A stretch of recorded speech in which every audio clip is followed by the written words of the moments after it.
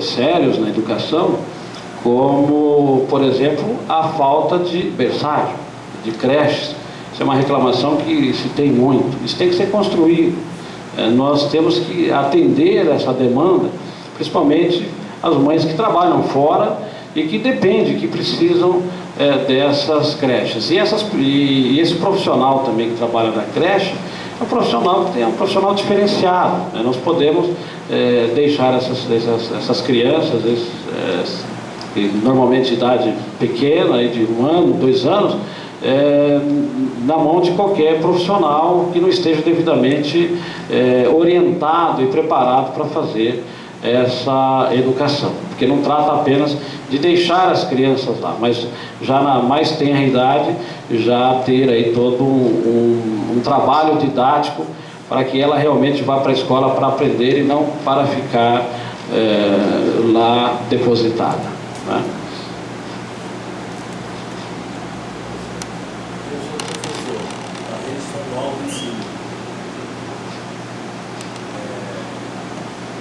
Nesses últimos anos pós-militarismo, a educação de qualidade tem só piorado. Nós sabemos que você é candidato pelo partido do atual governo do Estado. E há um enfoque muito grande na municipalização, porque é direito do município garantir o ensino de 0 ao 9º ano. Porém, sabemos que os recursos do município são minguados para esse atendimento de qualidade. Você tem em vista municipalizar o ensino de primeiro já é, 5º a 8º, 9º ano, 6º ao 9º ano do Estado? A questão da municipalização é uma lei, né? O que o município tem que fazer? É cumprir a lei. A Marília, ainda nós temos aí essa gestão da educação de forma mista, né? Nós temos escolas que são municipalizadas e outras que já são feitas pelo Estado. A questão da municipalização, quando se conversa com os professores, quando eu ouço os professores, quando eu converso com os professores, a preocupação é uma só: como que fica a questão dos seus benefícios, né? Porque o Estado ele contempla alguns benefícios que o município não contempla. Eu sou a favor de alinhar essas diferenças, ou seja, não podemos cometer essa injustiça. Assim como também não podemos cometer a injustiça da referência salarial dos professores da rede municipal, que muitas vezes eles têm as mesmas referências de outras funções, de servidores, que não têm a mesma necessidade de formação, de qualificação. Então, nós precisamos não cometer essas injustiças, ou seja, é preciso fazer uma revisão, sim, nesse sentido. Mas o seu nome qual que é, por favor? Professor Batista.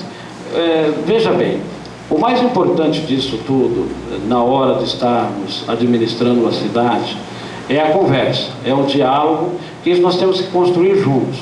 É a democracia na gestão, ou seja, ela tem que ser participativa.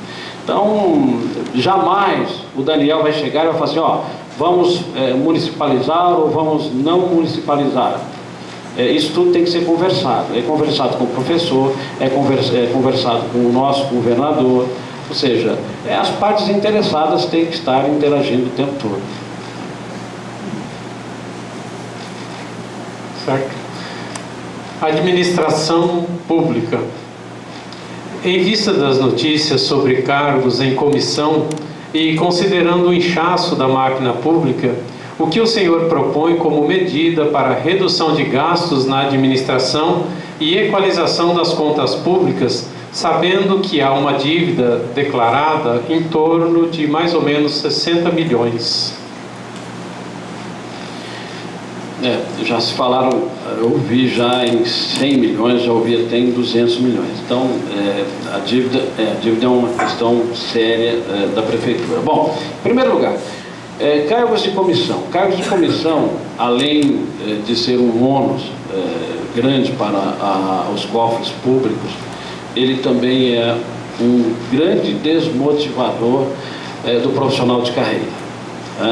Então, eu não sou a favor dessa quantidade de cargos comissionados, até porque nós já temos ali o técnico, já temos o profissional de carreira.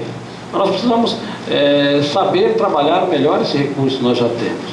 Agora, com relação à dívida do município, em primeiro lugar, nós precisamos cortar todas as despesas, todos os desperdícios.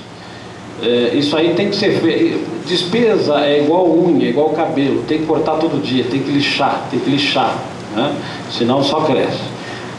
Em primeiro lugar. Em segundo lugar, precisamos negociar essas dívidas, principalmente com o fornecedor essencial, aquele que nós não podemos ficar sem o seu abastecimento. Nós precisamos negociar e dar a eles a garantia de que eles vão receber. Porque nós não podemos cessar os investimentos que a cidade precisa. Nós não podemos deixar de atender a educação, não podemos deixar de atender a saúde, não podemos deixar a cidade nessa situação que se encontra, né? Os buracos das ruas, as praças sem cuidado, a iluminação, ou seja, tudo isso tem que ser feito. Ao mesmo tempo tem que se acertar também a questão do caixa.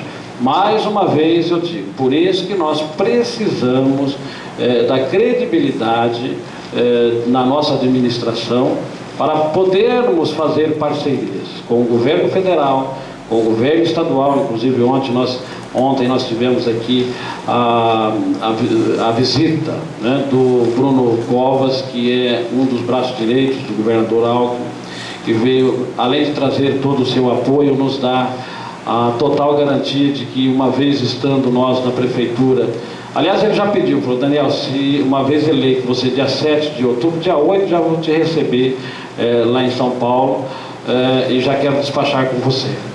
Ou seja, temos que buscar recursos no governo federal, no governo estadual, e principalmente temos algumas obras que nós podemos fazer aqui em parceria, não estou dizendo de privatização, mas obras que nós podemos fazer em parceria, que é a parceria público-privada. Investimentos tem para isso, grandes, até mesmo com relação à água, ao esgoto, à coleta e o destino do lixo, que nós poderíamos tirar esse ônus nesse momento, nesse presente momento, das costas do atual orçamento, transferir isso para eles, e aí estaríamos aí com uma sobra de caixa muito grande para atender as outras áreas que são essenciais. Padre Adson e professor. Eu queria fazer menção, a gente fica esperançoso que esse empreendedorismo que o senhor fez menção no início, ele vai ser absolutamente necessário, porque com quase 200 milhões de dívida, vai ser necessário fazer muito bem o dever de casa. E depois, andando pelas periferias, como o senhor mesmo comentou, e os recorrentes pedidos do nosso povo, na parte administrativa, o senhor não tem experiência política, enquanto homem de gestão.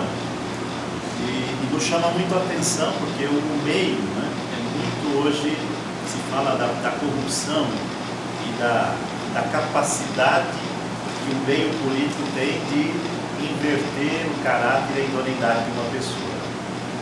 Tem medo desses conchavos, dessas propostas indecentes que podem vir ao homem público, sobretudo alguém que está chegando na administração agora, já com essa herança, inclusive, de dívida? Professor, eu vou deixar ele responder a questão aqui, depois o senhor formula a senhor.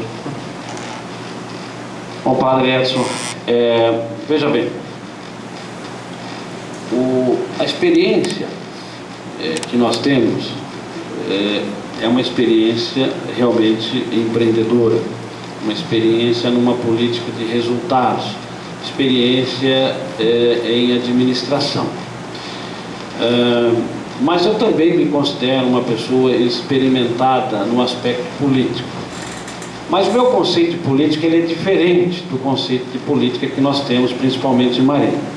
Porque o conceito de política que eu tenho é aquela da vida, aquela da busca pela melhoria contínua para si e para aqueles que estão ao seu redor. A política dos resultados, política do empreendedorismo, política que foca realmente a otimização de recursos em todos os sentidos, fazer mais com menos em tudo que, ou seja, ser o melhor em tudo que somos e em tudo que fazemos. Essa é a minha política. Infelizmente não. Lamentavelmente, a experiência política que a cidade tem, ou seja, o conceito de experiência política que a cidade tem, é o conceito de política de poder, de projeto pessoal. Essa experiência eu não quero ter e jamais vou tê-la. É a experiência, é a política de fazer o conchavo, é a política de dominar a cidade, é a política de dominar os meios de comunicação da cidade, é a política realmente de lotear a cidade antes das eleições. Para você ter para vocês, melhor dizendo, terem uma ideia, desde o início desse projeto, quando nós começamos lá atrás a conversar, está aqui meu vice Eduardo Nascimento, e nós estamos juntos nesse projeto há um ano.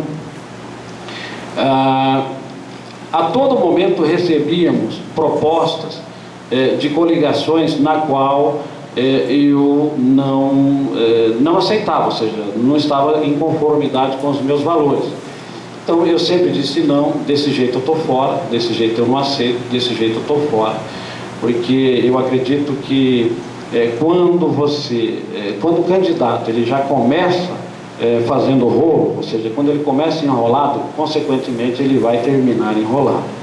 Então, a nossa visão hoje de campanha e, consequentemente, de administração pública já é uma visão que está fundamentada nesses princípios, nesses valores, de não, hipótese alguma, corromper com aquilo que nós acreditamos. Então, a maior sabedoria da vida é falar não. Dá para fazer, é feito, é legal, vamos cumprir a lei, pode ser feito assim, vamos fazer. Caso contrário, não faremos. E outra coisa, eu acredito que a corrupção ela começa a partir do momento que o líder maior, o prefeito, não deixa claro a sua condição de governar. Nós temos que ter um bom projeto para Marília, e esse projeto nós temos. Nós faremos sim um pacto social, se necessário for, e deixar claro para a população quais são as nossas reais intenções.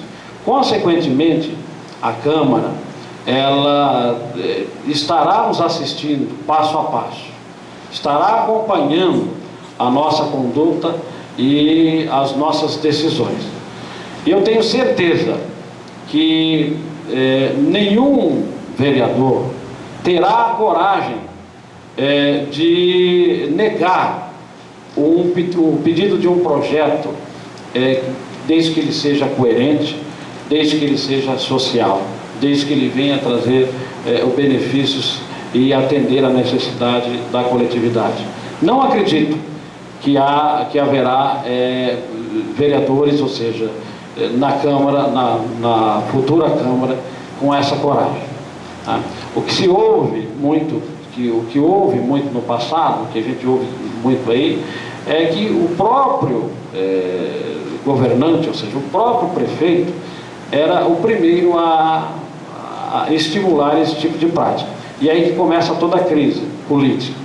Porque a divisão do bolo, o ossinho, quem que vai ficar com o ossinho? Então aí começa toda a briga. Isso de fato é um campo minado. Nós temos que ter um cuidado imenso para tratar com essa coisa. Mas veja bem, padre, o sentimento que eu tenho, a missão que eu trago comigo, não é apenas de fazer uma boa gestão, não é apenas de melhorar as condições dessa cidade, seja elas em termos de obras, seja elas em termos de manutenção, de melhoria na saúde, na educação, na segurança, na habitação principalmente. Mas acima de tudo, deixar este exemplo de que é possível sim fazer política com ética, que é possível sim fazer uma administração com honestidade. Eu acredito nisso, eu tenho certeza que essa será a minha maior contribuição para a nossa cidade. Professor? Daniel, perplexo com a tua colocação. Porque nós sabemos que o sistema político atual é hegemônico. E há um grande filósofo que diz que o sistema hegemônico são viseiras nas vistas das pessoas. Você olha e não enxerga. A administração pública tem um emaranhado jurídico que muitas vezes se faz corrupção quando o mandatário não deseja. E eu falo isso por experiência atual, não dá para a gente conversar aqui. Mas o que eu queria dizer para você é o seguinte: eu trabalho num grupo